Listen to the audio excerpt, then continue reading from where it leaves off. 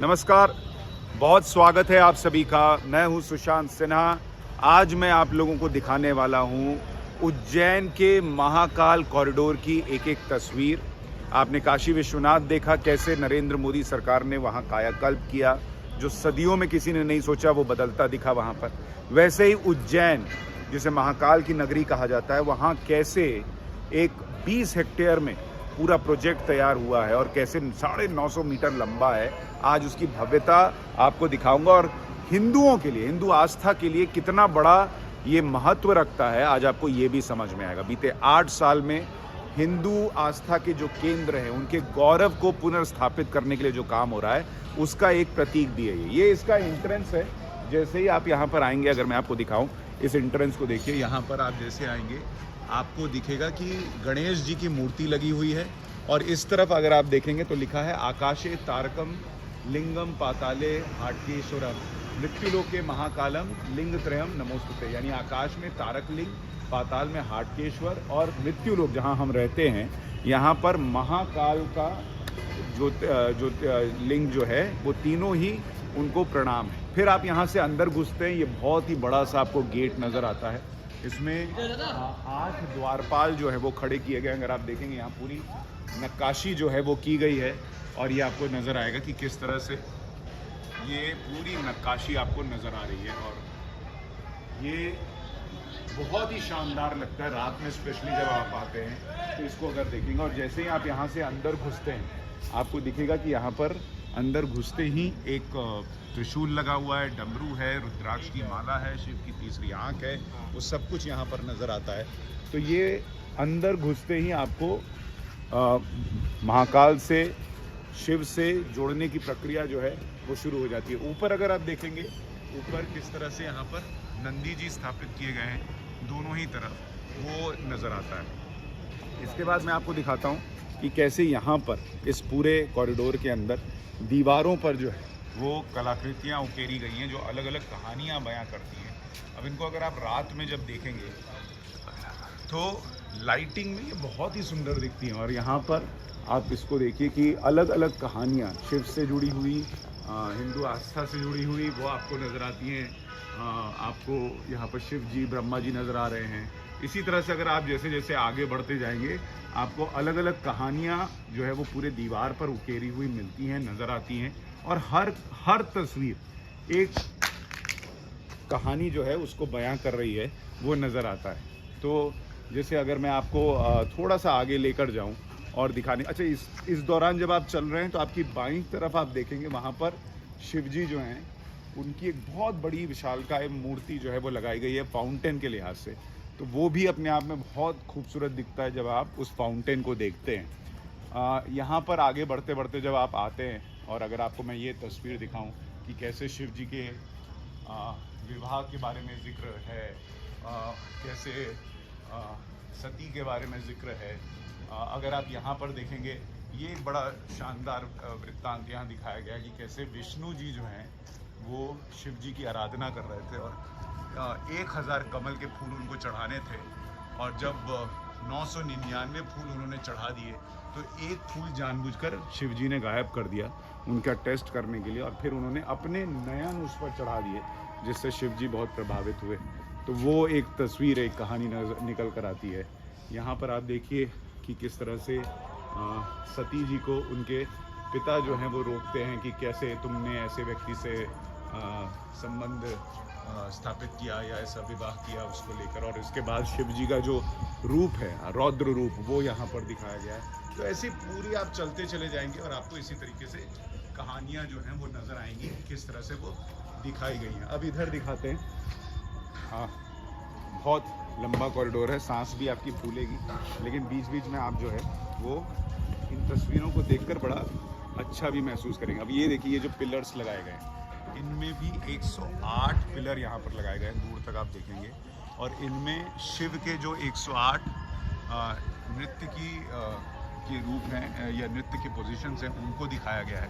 ये पूरे पिलर्स जो हैं और इनमें लाइटिंग की गई है, इनमें CCTV कैमरा लगा है, इसमें ऑडियो सिस्टम लगा हुआ है, तो वो सब कुछ नज़र आता है। अब इधर अगर आप देखें, इधर अगर हम चलते चले जाएं और रात में स्पेशली जब आप यहाँ पर हैं, अभी मौसम भी इतना अच्छा हुआ है कि आपको रात में यहाँ पर आने के बाद और जो शांति महसूस होती है, यहाँ से जाने का मन आपका करेगा नहीं।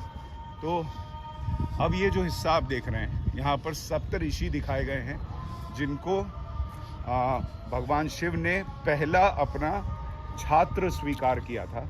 तो बीच में जो हिस्सा आप देख रहे हैं वो दिखाई देता है कि कैसे शिव के बारे में बताया गया है। चारों दिशा में शिव की मुख को दिखाया गया है। सबसे ऊपर पंचमुखी शिव हैं ये। तो सबसे ऊपर जो शिव है वो दक्षिण मुखी है, क्योंकि यहाँ जो ज्योतिर्लिंग है वो दक्षिण मुखी ज्योतिर्लिंग है और इकलौता दक्षिण मुखी ज्योतिर्लिंग है। उसके नीचे शिव जी के अलग अलग रूप हैं, उसके नीचे उनसे जुड़ी हुई जो चीज़ें हैं, चंद्रमा, त्रिशूल, वो सारी चीज़ें हैं। और यहाँ पर आप देखेंगे चारों तरफ सप्त ऋषि आपको नजर आएंगे जो कि ध्यान में लगे हुए। और ये वो सारे सप्त ऋषि हैं जिन्हें शिव जी ने सबसे पहले शिक्षा दी थी। और इसीलिए उस दिन को जब इनको एज अ छात्र शिव जी ने स्वीकार किया, उसको गुरु पूर्णिमा भी कहा जाता है। तो ये और इसके नीचे इन सप्त ऋषियों के नीचे जो है यहाँ पर इनकी अलग अलग कहानियां भी बताई गई। तो वो आप आएंगे तो वो अलग दिखता है। उसके बाद आप यहाँ से निकलेंगे तो यहाँ पर मंडपम आपको दिख रहा है। ये मंडपम जो है, यहाँ पर खाने पीने का इंतज़ाम किया गया। अच्छा, यहाँ से देखिए इस तरफ, वो पीछे आपको अगर आप देखेंगे तो शिव जी जो है वो नज़र आ रहे हैं।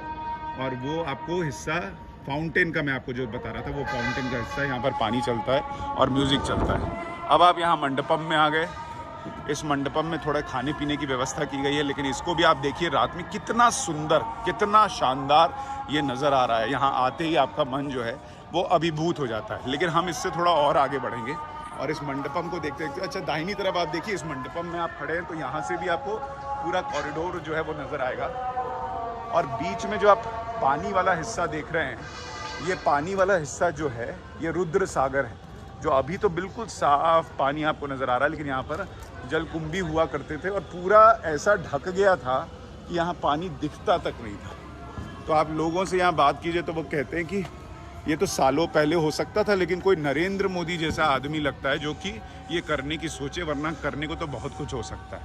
अब आप इस हिस्से में आते हैं जहाँ से दूसरा एंट्री पॉइंट बनाया जा रहा है। और यहाँ पर आप देखेंगे गणेश जी की एक 18 फीट ऊंची मूर्ति बनाई गई है। इधर आप देखेंगे कार्तिकेय जी की 18 फीट ऊंची मूर्ति बनाई गई है।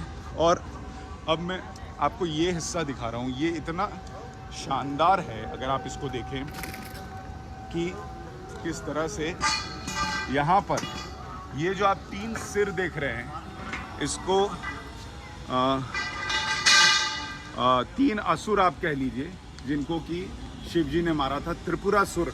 ये 3 असुर थे और इनको मारने के लिए जिस रथ का इस्तेमाल किया गया वो पृथ्वी है। नीचे अगर देखेंगे एक चक्का जो है वो सूर्य है, दूसरा चंद्र है और ब्रह्मा जी जो हैं वो इस रथ को खींच रहे हैं। 4 घोड़े आपको नजर आएंगे जो 4 वेद हैं और ये दैत्य आपको नजर आ रहे हैं। और शिव जी जो हैं वो इनकी हत्या करते हैं, इनको मारते हैं, इनका वध करते हैं। और जो हथियार है वो खुद विष्णु जी। तो अपने आप में ये कहानी इतनी ज़बरदस्त है। और आज की तारीख में अगर आप देखें कि सारे देव मिलकर कैसे असुरों का अंत करते हैं, यही आज की तारीख में अगर आप देखें जो टेरर है, जो टेररिज्म है, जिसके ये प्रतीक हो सकते हैं ये 3 असुर, उनको भी मारना है तो सबको मिलकर ही मारना होगा। ये संदेश भी यहाँ से जाता है। तो ये बड़ा सुंदर है। तो ये इस हिस्सा भी आपको दिखाया। अब आपको थोड़ा अगले हिस्से में लिए चलता हूँ। और ये सारी चीज़ें देखते देखते करीब करीब आपको लगेगा कि आपने काफ़ी हिस्सा कवर किया। अच्छा, इधर एक चीज़ हमने नहीं दिखाई, 9 ग्रह हैं। उन नवग्रह के बारे में भी आपको थोड़ा सा बता देता हूँ कि किस तरह से यहाँ पर नवग्रह को भी दिखाया गया है।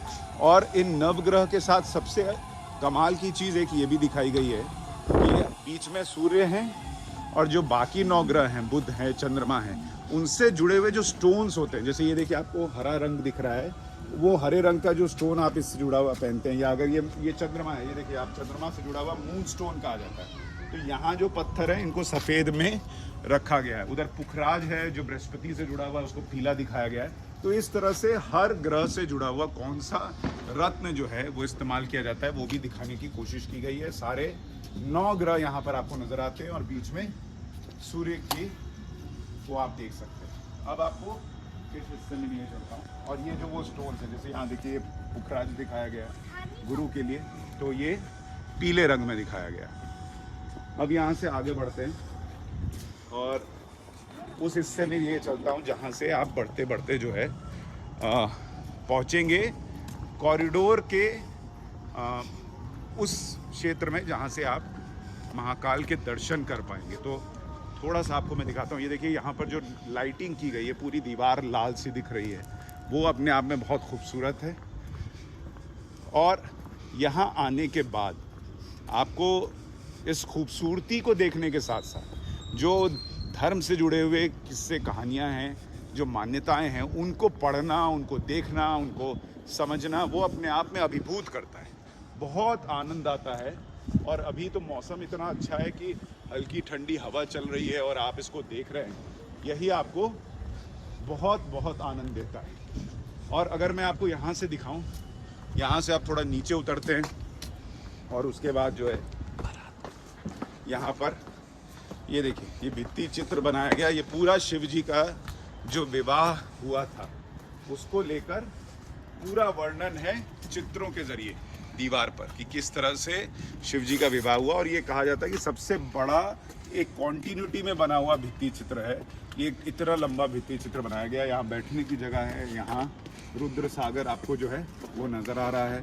और इसी तरह से जब आप बढ़ते हुए चले जाएंगे थोड़ा और, ये बैठने की जगह देखिए, यहाँ पर आप आराम से शाम में बैठ सकते हैं। यहाँ पे करीब 40-50 हज़ार पेड़ पौधे लगाए गए हैं और उसमें भी उन पेड़ पौधों को लगाया गया है जो कि मेघदूतम में कालिदास ने वर्णन किया है और जो शिव जी से जुड़े हुए बताए जाते हैं।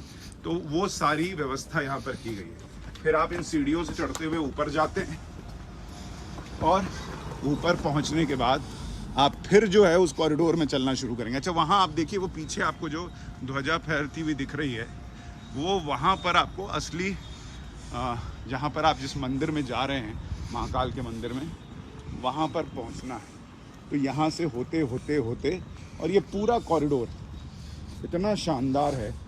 मुझे लगता है कि पहले कहा जाता था कि यहाँ करीब 1.5 करोड़ लोग आते थे साल भर में। अब माना जा रहा है कि इसके बाद करीब 3 करोड़ लोग जो है वो यहाँ पर सालाना आने शुरू होंगे।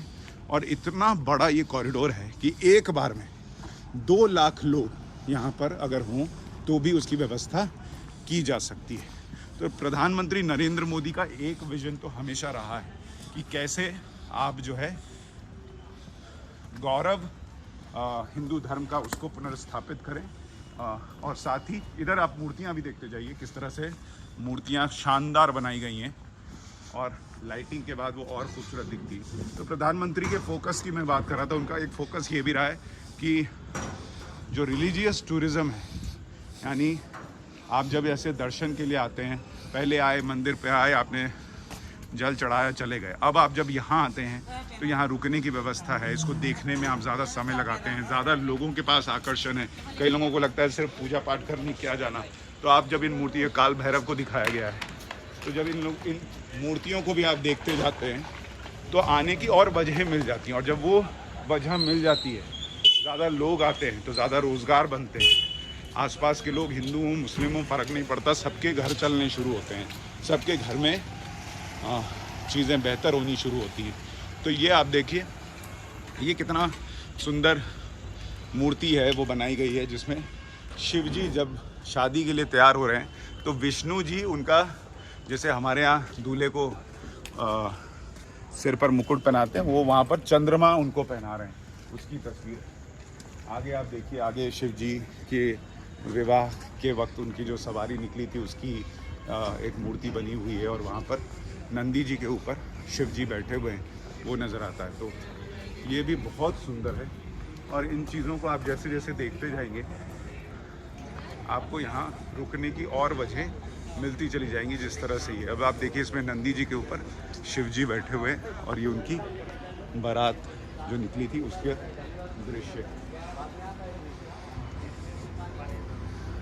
यहाँ से थोड़ा और आगे बढ़ते हैं, इधर भी आप देखिए, इधर कलाकृतियाँ बनी हुई हैं। और यहाँ से जब आप थोड़ा और आगे बढ़ते चले जाएंगे तो यहाँ रावण भी दिखता है, जो वो रावण जिसको लेकर आजकल बड़ी चर्चा है कि उसका लुक खिलजी जैसा कैसे बना दिया गया। उस रावण को अगर आप देखेंगे तो यहाँ पर उसका रूप वही दिखता है जो आपने मूल तौर पर देखा है आज से पहले, ये आदि पुरुष फिल्म से पहले वो भी है। और यहाँ पर ये दिखाया गया कि कैसे रावण जो है वो कैलाश पर्वत को हिला रहा था, शिव जी की आराधना भंग हुई, उन्होंने सिर्फ अपने अंगूठे से दबाया तो रावण का हाथ दब गया और उसके बाद जो है वो ऐसा चीखा कि पूरे ब्रह्मांड में उसकी चीख गई। तो रावण को पहले दशानन कहा जाता था, इसके बाद शिव जी ने, क्योंकि उसने शिव जी की आराधना की तो उसका नाम रावण रखा। तो यहाँ से आप चलते चले जाएंगे और ये पूरा कॉरिडोर है, कॉरिडोर से होते हुए गुजरते हुए ये देखिए शिव जी को विष पीते हुए यहाँ पर दिखाया गया है ये तस्वीर। तो हर एक चीज़ जो धर्म से जुड़ी है, महाकाल से जुड़ी है, शिव जी से जुड़ी हुई है, उसको दिखाया गया है। और यहाँ से इसी कॉरिडोर से होते हुए आप अंदर जाएंगे और अंदर जाने के बाद इसको जो है व्यवस्था की गई है कि आप कैसे ज्योतिर्लिंग जो है उस पर जल चढ़ा सकते हैं। तो ये और काफ़ी लंबा है, लेकिन इस पूरी तस्वीर को देखने के बाद इतना स्पष्ट हो जाता है कि कैसे देश में जो है हिंदुओं की आस्था को भी सम्मान मिलना कम से कम शुरू हुआ है। तो वो आस्था का सम्मान है, साथ ही जो रिलीजियस टूरिज़्म है उससे इकोनॉमी पर बेहतर असर होता है। तो वो एक साथ जो कहते हैं ना डबल इंजन की सरकार, यहाँ डबल इंजन वाले फ़ायदे हैं, एक साथ हिंदू आस्था को गौरवान्वित करना और साथ में अर्थव्यवस्था को भी रफ्तार देना। ये महाकाल का कॉरिडोर बहुत सुंदर है, ज़रूर आइए, ज़रूर देखिए। फ़िलहाल मुझे इजाज़त दीजिए, नमस्कार।